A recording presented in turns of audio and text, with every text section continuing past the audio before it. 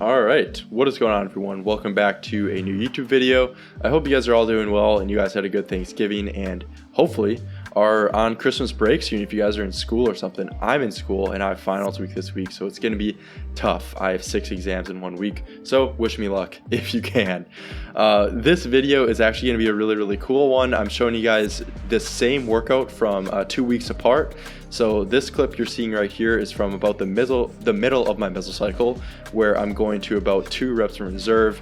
And then the other clips that I'll be showing you are from the final week of my mesocycle, where I'm going to 0 reps in reserve, or on some exercises that won't kill me, I go to failure. So you guys will really be able to see the difference between my training intensity, and I can also make some reflections as to how hard I'm training and maybe where I should go from here.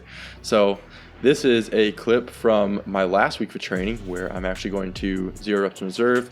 I'm pretty sure I didn't go to failure on this exercise. I mean, it couldn't kill me, which for that reason, I think I probably could have squeezed out a few more reps on this one, but you guys will see what I'm talking about.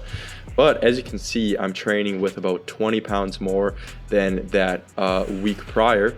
And really the reason for that is because somebody was using the 60-pound easy bar, I'll be honest, and I was just like, hey, fuck it, I'm gonna go ahead and do the 70.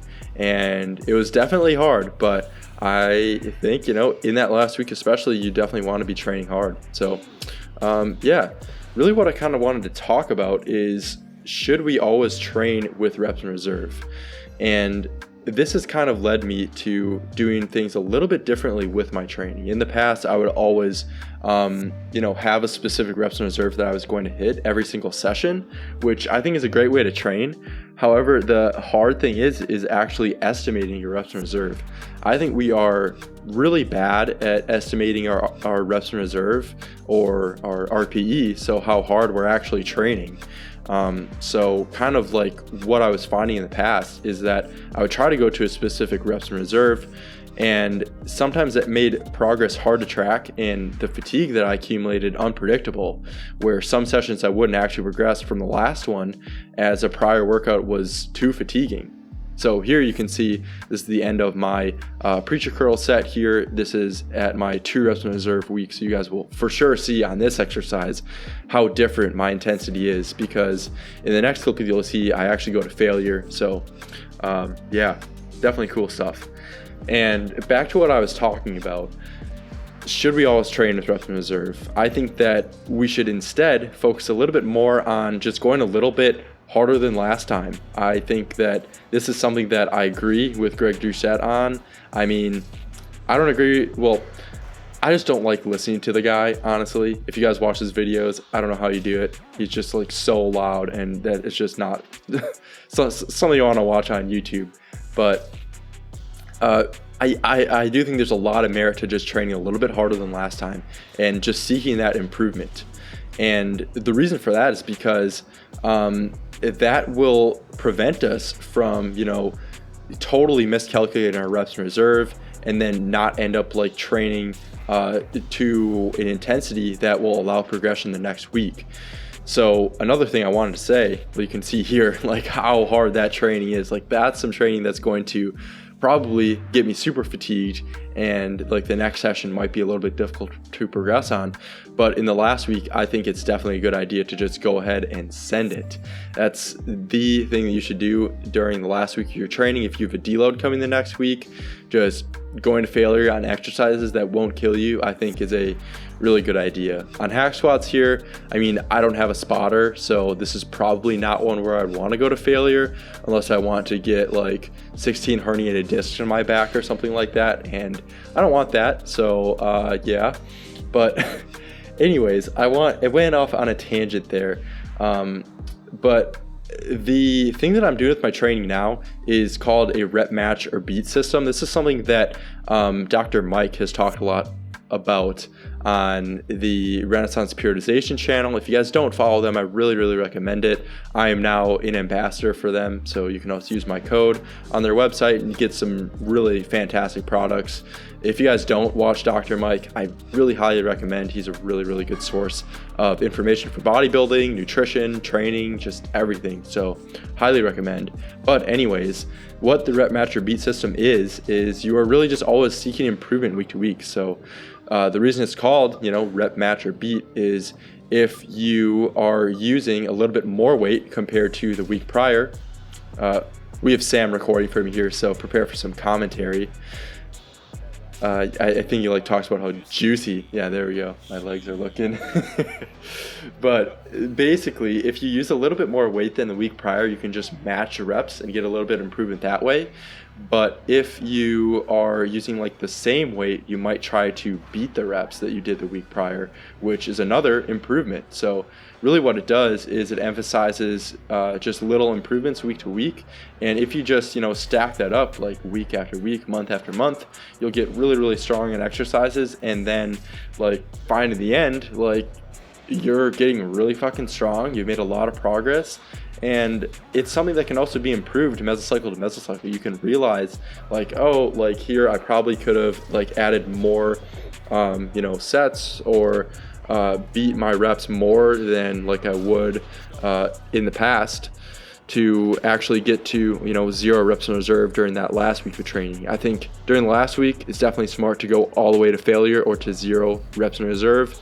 And here you're seeing me probably go to what I felt was 0 reps in reserve, but you'll hear Sam thought a little bit differently here in a second.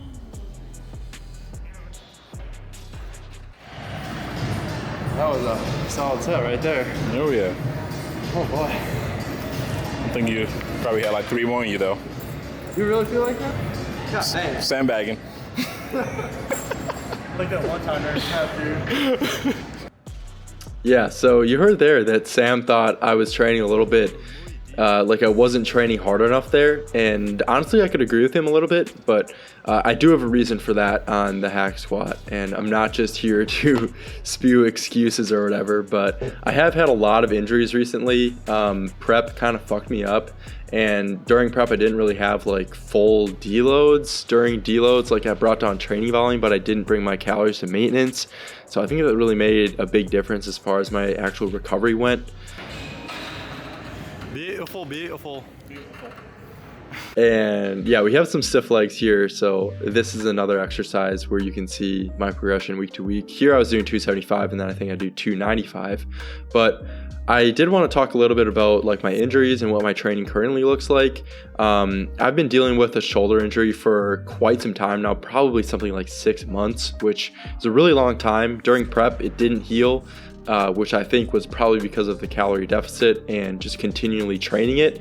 I didn't want to get a lot of chest atrophy, so just losing my chest muscle because I'm not training it during prep because I wanted to look decent on stage. But now that I'm out of prep, I have pretty much completely backed off on chest, back, and shoulder training to just really allow that shoulder injury to heal.